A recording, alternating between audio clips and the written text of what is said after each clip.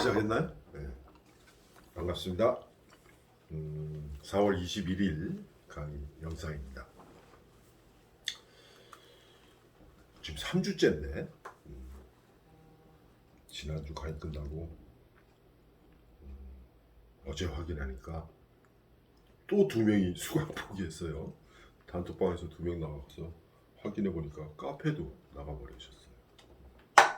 아마 지금 뭐 첫 번째 주에 이제 강의 시작하면서 저희 소설 쓰는 거 과제를 냈죠.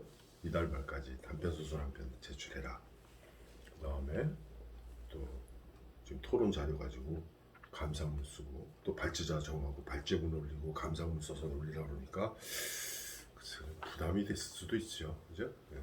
더군다나 감상문 쓰는 건 둘째치고 이달 말까지 단편 소설을 한 편 써내야 되니까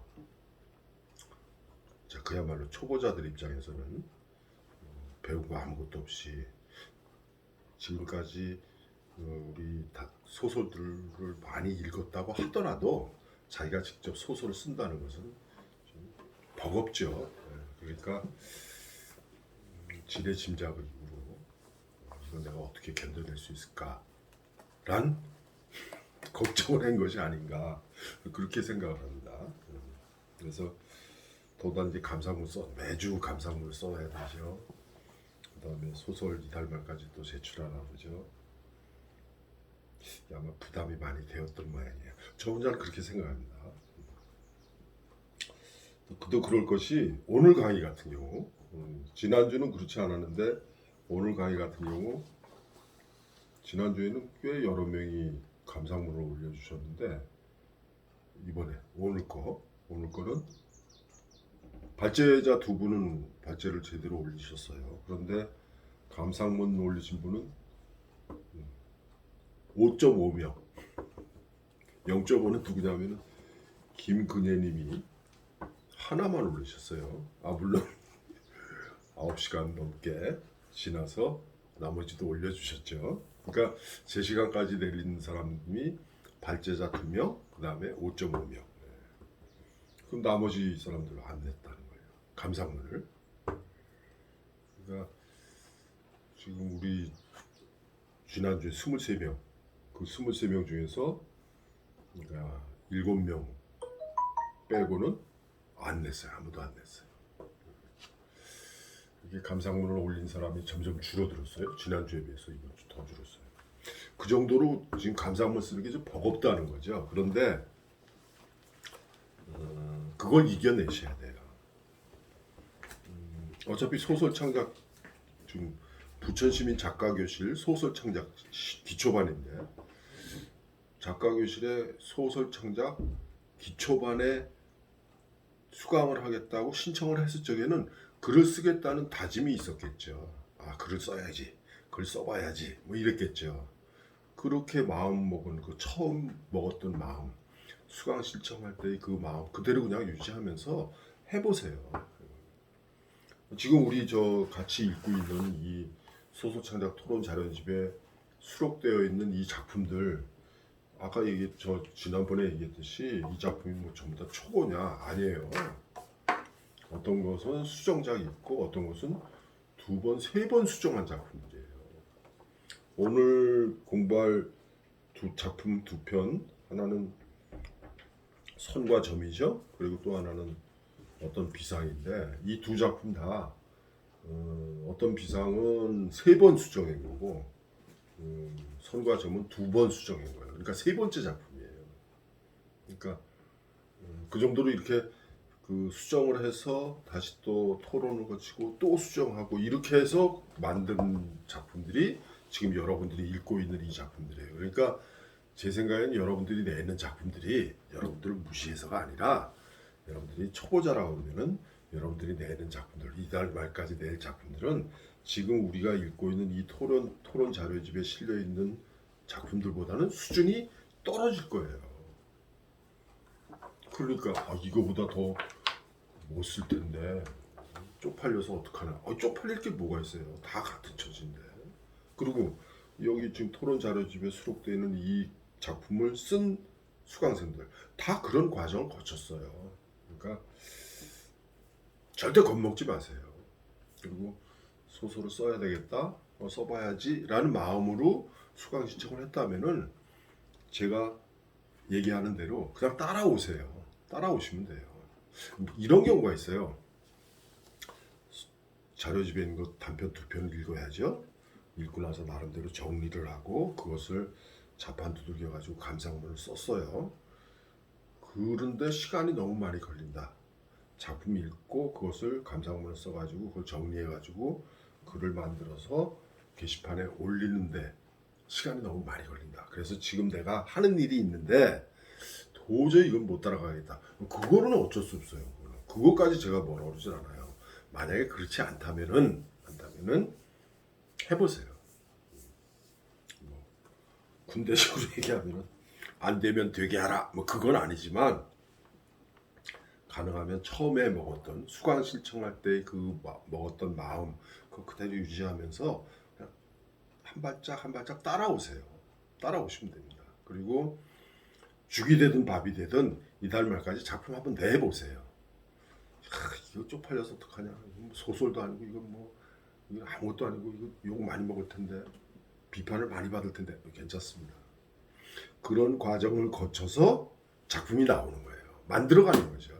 그래서 가르쳐주지도 않고서 소설 써내라고 그런다 라고 저한테 뭐 불만을 표시하는 사람들이 있는데 그렇게 불만을 표시했던 사람도 따라오다 보니까 나중에 그렇게 돼요.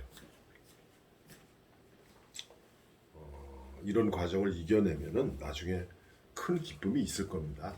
그러니까 그런 기쁨을 기대하면서 따라오시기 바랍니다. 포기하지 마세요.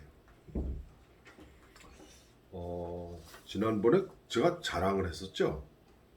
자랑이라기보다는 제가 소설 창작 강의를 한 게 1998년부터예요. 98년 그때부터인데 1998년에 숭실대학교 국문과에 소설 창작이 있었어요.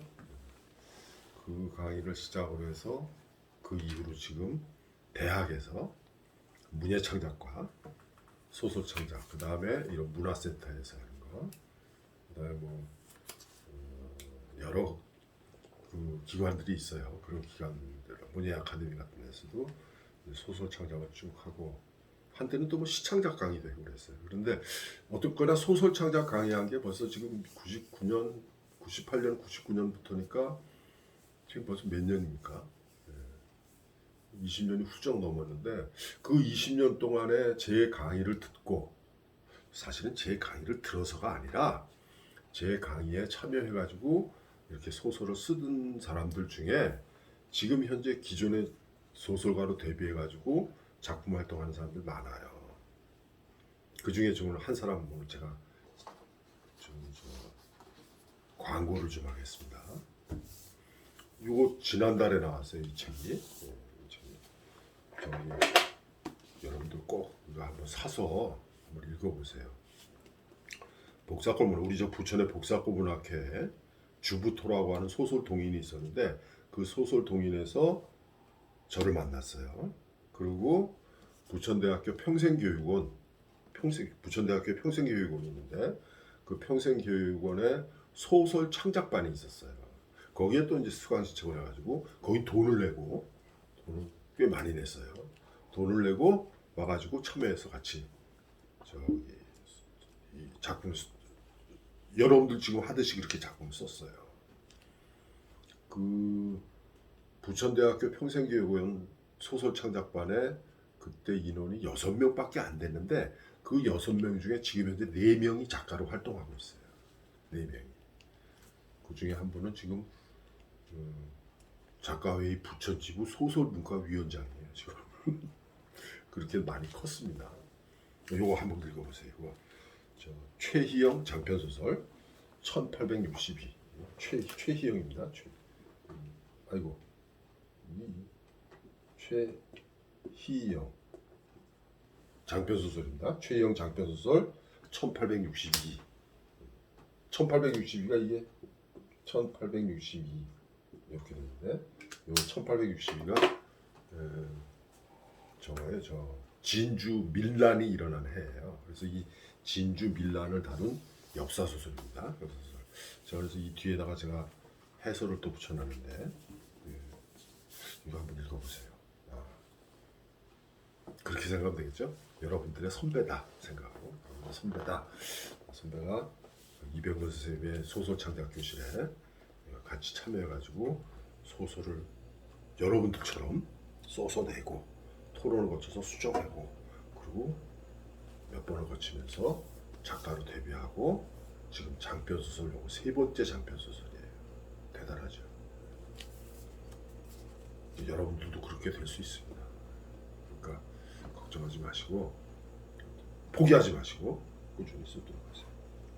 그 다음에 여러분들 소설 쓰는데 조금 도움이 될까 해가지고 카페 게시판에 강의 자료실에 보면은 그 론 로젤이라는 비평가가 쓴 소설 쓰기의 모든 것 중에서 발췌를 해가지고 묘사와 배경 핵심 정리를 제가 올려놨어요. 그거 한번 쭉 읽어보세요. 그 제가 문서 파일을 올려놨으니까 그냥 읽어보시든가 아니면 파일을 다운받아서 저기 아래 한글로 된 거 읽어보시든가. 그래서 소설 쓰기의 모든 것이라는 책 중에서 묘사와 배경, 그 묘사는 어떻게 하고 배경은 어떻게 설정을 하면서 배경 묘사는 또 어떻게 할 건가 그런 것을 핵심을 정리를 해놨으니까 그걸 한번 쭉 읽어보세요. 그냥 읽어보고 소설 속에서 묘사는 또 배경은 이렇게 하는구나. 그 다음에 강의실에 그 강의 참고 자료가 지금 공지로 올라가 있어요. 그게 뭐냐면은 소설 나는 이렇게 썼다인데 이 1998년부터 제가 문예창작과 또 하는 국문과 소설 창작을 강의를 하면서 그때 당시에 그 대학에서 소설 창작을 강의하는 교수들이 모여가지고 책을 만들었어요. 그때 이제 제가 대학에서 이제 가르치는 일을 하다 보니까 그런 사람들하고 교류를 하면서 같이 소설 창작 교재를 만들려고 그래서 제일 처음에 낸 책이 소설 나는 이렇게 썼다. 그때 당시 이문열 씨가 저기 세종대학교 국문과에 있었는데 그때 그 이문열 씨 세종대학교 그 다음에 이제 여러 대학 문창과에 있는 교수들 중에 소설가들 모여가지고서는 작품을 하나 싣고 그 작품 뒤에 해설을 붙이고 작가가 직접 해설을 붙여서 나는 이 작품을 이렇게 썼다 이런 식으로 그렇게 해서 낸 책 이름이 소설 나는 이렇게 썼다. 그리고 그 책이 굉장히 잘 팔리니까 그 다음 후속작으로 만든 만든 책이 지금 카페 자료실에 올려 있는 공지로 지금 올려져 있는 소설 나는 이렇게 썼다 이거예요. 처음에는 소설 이렇게 쓰라 이랬어요. 소설 이렇게 쓰라. 두 번째는 소설 나는 이렇게 썼다. 그래서 두 권을 책을 냈는데 소설 창작 공부하는데 도움이 많이 돼요. 왜냐하면 작품을 싣고 그 작품을 작가가 직접 내가 이 작품을 이렇게 이러이러한 과정을 거쳐서 썼다 이렇게 했으니까 뭐 여러분 잘 아시는 지금 카페 자료에 올라와 있는 거 있죠? 거기 보면은 여러분들 많이 아는 그런 사람들이 있어요. 한강 작품도 있습니다. 그 다음에 조경란도 있고, 그 다음에 지금 춘천의 김유정 문학촌 촌장하고 있죠. 이순원 작가도 있고, 박상호 작가도 있고, 정찬. 그 다음에 여러분들 아시는지 모르겠어요. 김주영이라고 있어요. 김주영.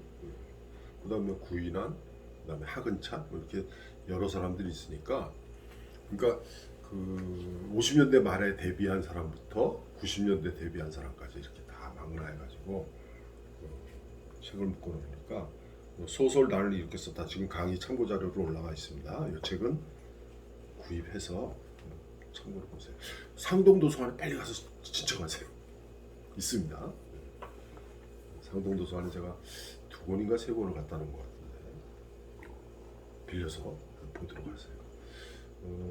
작품 하나 짓고 그 작품을 쓴 작가가 직접 이 작품 나는 이렇게 썼다 써놓은 거니까 도움이 많이 될 겁니다.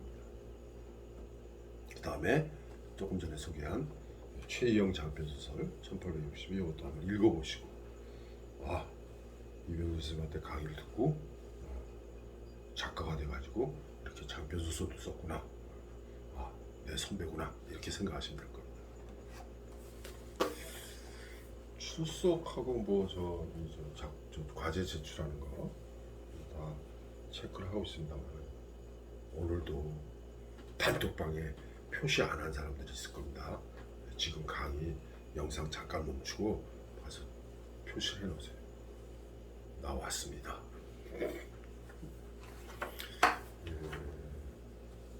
왜 그러냐면은 참여하는 거예요. 내가 참여했다. 그래서 지금 우리 3주차잖아요. 3주차인데 지금 첫째 주도 그렇고 둘째 주도 그렇고 단톡방에 표시가 없는 사람이 있습니다. 그 다음에 자기 소개 안 올리고 첫 번째 주 과제, 둘째 주 과제 안 내고 이번 주 셋째 주 과제 또 안 내고 이런 사람들이 있어요. 위험해요. 이런 사람. 수강 포기하고 그냥 나가버리니까. 그렇게 안 되기 위해서라도 참여를 해야 됩니다. 참여해서 단톡방에도 내가 와 있다는 거 표시내고, 그다음에 카페에 자기소개도 올리고, 그다음에 과제도 내고. 뭐 힘들어가지고 뭐 2개 중에 하나만 냈다. 그건 뭐 뭐라 모르겠어요. 아무튼 여러분들이 할 수 있는 데까지 이렇게 성의를 보이도록 하세요. 그렇게 보이면은 결국 자기 자신을 채찍질하는 거니까 참여를 하게 됩니다. 참여를 하지 않으면 자연히 떨어져 나가요. 노력하세요. 할 수 있습니다. 저하고 같이 제가 강의하는데 참여해서 공부한 많은 사람들 지금 현역 작가로 활동하고 있습니다. 그 중에 아까 소개했죠? 저런 사람들이 있다는 거. 자, 첫 번째 작품 들어가겠습니다. 유규영님이 발제를 올려주셨어요. 발제 올려주셨는데 무슨 뭐 핵심 요약해놓은 것처럼 이렇게 간단하게 이렇게 문장을 서술식으로 쓴 게 아니라 그냥 제목을 뽑아가지고 올려주셨어요.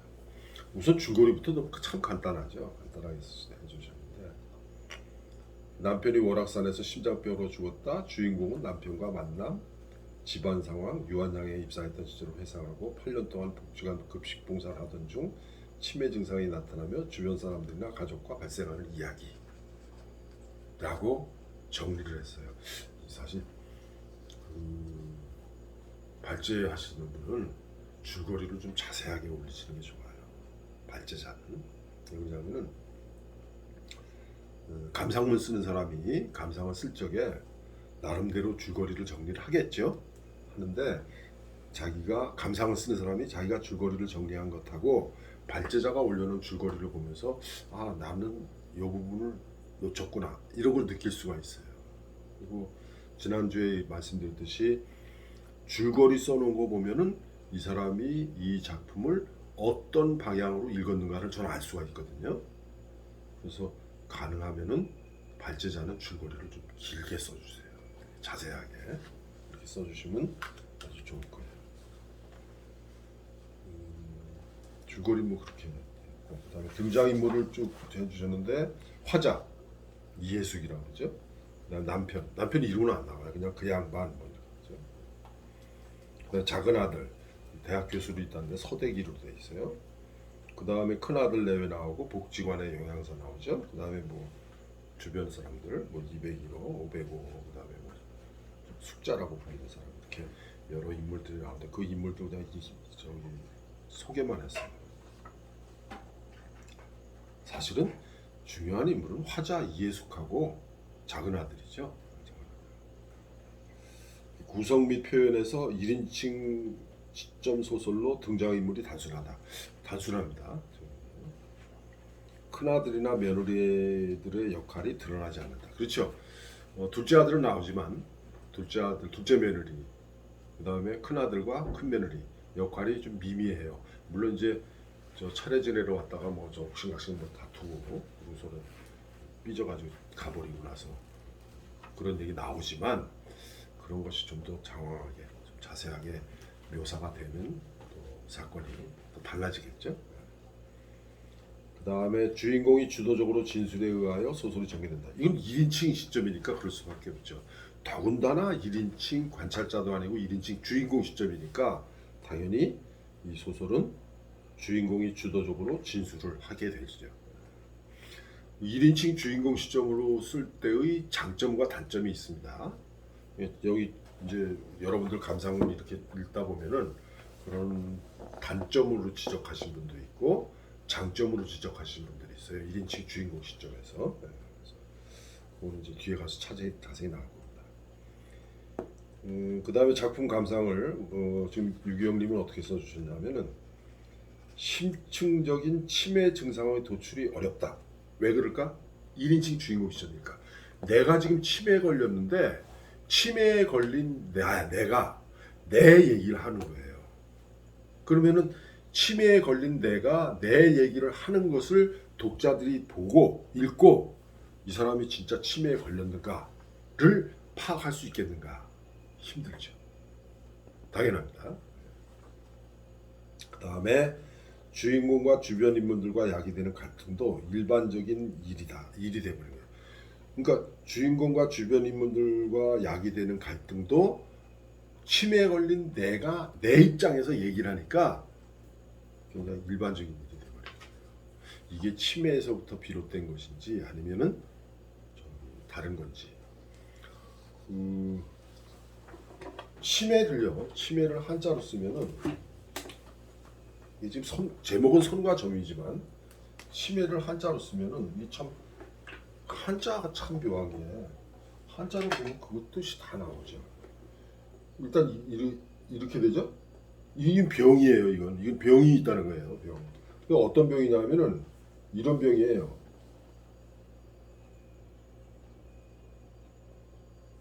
요 치자입니다. 치. 매는 이렇게 돼요. 매. 근데 요거를 간단하게 쓰잖아요. 간단하게 쓰면 이렇게 돼요. 저는 이렇게 쓰는데 알지자잖아요. 알지자. 그러니까 알지가 뒤 바깥에 병을 나타내는 게 들어가지고 아는 것에 병이 생기는 거예요. 그러니까 우리가 치매라고 할 때 이 치매의 한자적인 의미는 기억력, 내가 뭘 알고 있는 것, 외우고 있는 것, 거기에 병이 생긴다는 거예요. 그런데 이런 아는 것, 기억력, 그것에 병이 있는 사람이 자기 입장에서 자기 얘기를 하고 있다. 그거를 독자들이 읽고 이 사람이 치매 걸렸는가 라고 생각을 할 수 있겠는가? 힘들죠. 물론 거기서 이제 아들하고 영양사도 얘기를 하지만 작은 아들하고 병원에 가서 검사를 하고 기억력 감퇴, 치매, 초기 증상 이런 얘기를 하지만 그것만 가지고는 안 되죠. 우리들 많이 치매 얘기 나오면 많이 하는 그 에피소드 있잖아요. 병원에 입원한 사람이 환자가 며느리가 와서 그렇게 극진히 간호를 해요. 아니면 아내가 와가지고 극진히 간호를 해요. 간호를 했는데 간호해가지고 다 받고서는 마지막에 하는 소리가 근데 대건 뉴슈 지 마누라가 여지껏 간호 다 해서 뭐 하라는 대로 다 해놓고 그러고서 결국 마지막에 가서는 근데 참 고마운데 대건 누구시오 아내한테 아니면 며느리한테 뭐 색시는 참 곱다 근데 색시는 누구시오 며느리도 몰라보고 아내도 몰라보고 뭐 아들도 몰라보고 뭐 그렇죠. 그렇게 되면은 이게 제3자의 입장에서 관찰하면은 이 사람이 치매라는 것을 우리가 독자들은 금방 알 수가 있죠. 그런데 문제는 뭐냐면은 지금 이 작품의 시점이 화자가 1인칭이라는 거예요. 치매에 걸린 내가 내 얘기를 한다. 그게 과연 독자들에게 어느 정도 설득력이 있겠는가? 그건 문제가 있어요. 지금 그거를 지금 우리 유기영님이 짚어주신 겁니다.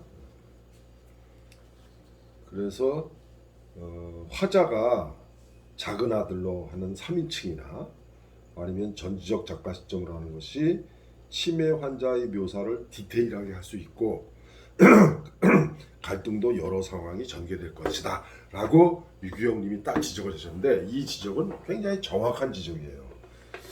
참고사항을 말씀드리면은 이 작품은 이 작품이 지금 여러분들이 읽은 지금 이 작품 선과 점은 세 번째 작품이에요. 그러니까 첫 번째 초고가 선과 점이었어요. 선과 점.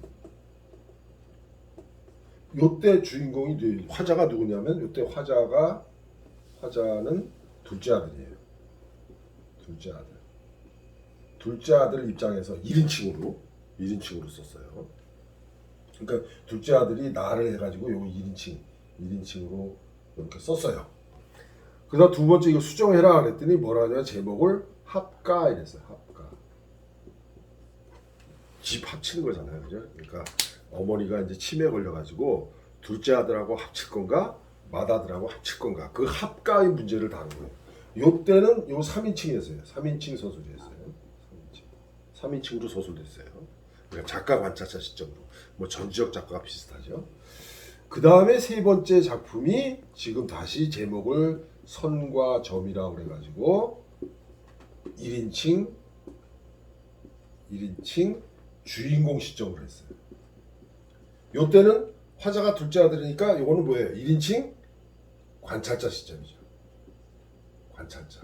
그래서 첫 번째 초고를 낼 적에 선과 점이래 가지고서는 1인칭 관찰자 시점으로 했고, 수정작을 낸 적에 제목이 합가로 바뀌면서 3인칭 서술이 됐어요. 작가 관찰자 시점으로 바뀌었어요. 그러다가 다시 한번 시도해보자. 그래서 세 번째 낸 작품이 제목은 그대로 선과 점으로 하고 1인칭 주인공, 즉 치매에 걸린 어머니를 둘째 아들이 관찰했던 내용인데, 그것을 3인칭 작가가 이렇게 관찰하면서 서술을 했다가 마지막에는 지금 이 작품은 1인칭 주인공 시점으로 한 거예요. 그러다 보니까 요것하고의 관계, 문장은 요것보다는 요거가 더 낫습니다. 지금 여러분들이 보는 작품의 문장이 세 작품 중에서는 제일 나아요. 부드럽습니다. 그런데 주인공의 어떤 갈등이라든가 어떤 사건이 있었는가를 명확하게 잘 드러낼 수 있는 것은 사실은 요거였어요. 이거 3인칭으로 하려니까 좀 힘들겠죠? 객관적으로 묘사를 해야 되니까. 그 다음에 이것을 1인칭 주인공으로 해야 되니까, 지금 금방 여러 번 얘기했죠? 치매에 걸린 환자가 자기 자신의 얘기를 한다. 치매가 걸렸는지 안 걸렸는지 모르죠, 독자 입장에서는. 왜?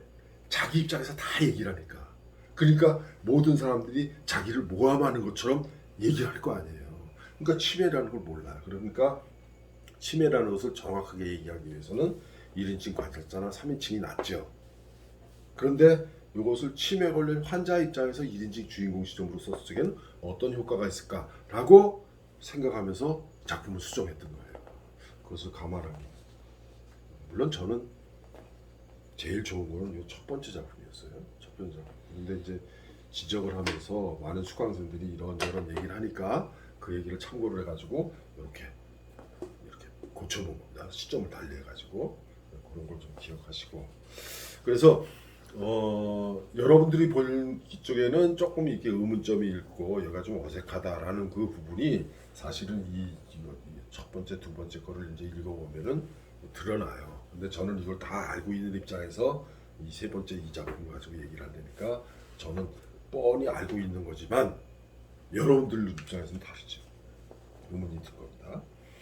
그 다음에 등장인물의 이름이 거의 나타나지 않는다 그랬는데, 등장인물의 이름이 꼭 나와야 되느냐, 생각해 볼 문제예요.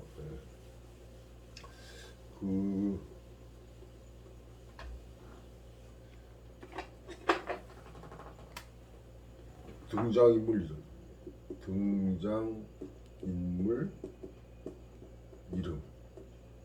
이름 짓기. 소설을 쓸 적에 소설 속에 어떤 등장인물의 이름을 어떻게 해야 될까? 이걸 흔히 뭐라 하냐면 명명법이라고 그래요. 명명법. 이름 짓는 법이죠. 명명법이라고 그러는데, 등장인물의 이름, 요 이름은 그 이름 안에 그 이름을 가진 인물의 캐릭터가 나와야 돼요. A R A 이거 A 자입니다. 캐릭터. 뭐 캐릭터라고 그러죠? 그걸 다른 말로 하면 성격, 특질 이런 게 나와야 돼요. 이름 속에. 그러니까 소설을 쓰면서 그 소설 속의 등장인물 이름도 작가는 신경을 써야 됩니다. 이름을 어떻게 쓸 건가? 좀 농담이지만 여담이지만 사람 이름 중에 1, 2, 3, 4, 5, 6 숫자가 나오잖아요. 숫자. 사람 이름에 숫자가 나오면 아주 별로 안 좋아요. 그러니까 뭐 대학 교수라든가 뭐 판사라든가 어떤 인텔리, 화이트 칼라 내 이름에 1, 2, 3, 4 이 숫자가 들어가요. 칠복이, 용팔이, 만복이 뭐 이런 안 좋죠. 바보 용칠이처럼 아라비아 숫자가 들어가면 이름이 별로. 그런데 예외도 있죠. 김영삼 대통령 이름이잖아요, 그죠? 그런 경우도 있지만 그 특별한 경우고 우리나라 사람들 이름 중에 아라비아 숫자가 들어가면은 그렇게 들어오질 않는다. 소설 속에 등장하는 등장인물의 이름을 붙여주면 더 사실적인 묘사가 될 듯하다는데 반드시 그런 건 아닙니다. 반드시 그런 건 아니에요. 요거 관련지어서 우리 유기영님은 요 작품을 한번 읽어보세요. 어떤 작품이냐면은 최명일이라는 작품이 있어요. 최명익 장삼이사라는 작품이 있어요. 장삼이사 제목에서 나오죠. 제목에서 장삼이사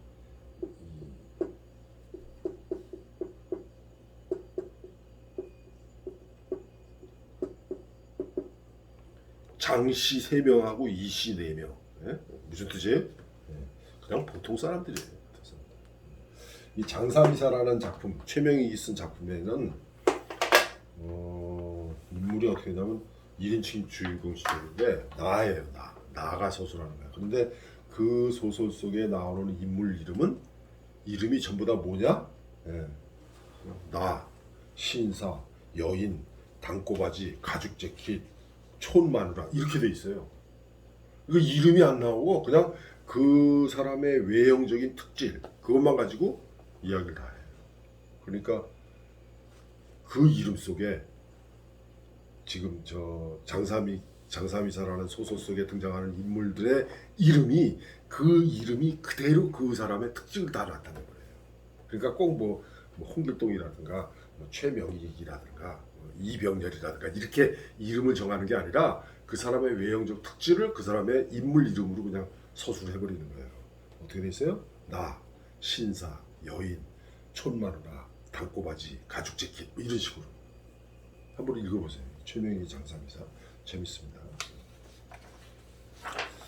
그 다음에 개연성이나 현실감이 부족한 부분.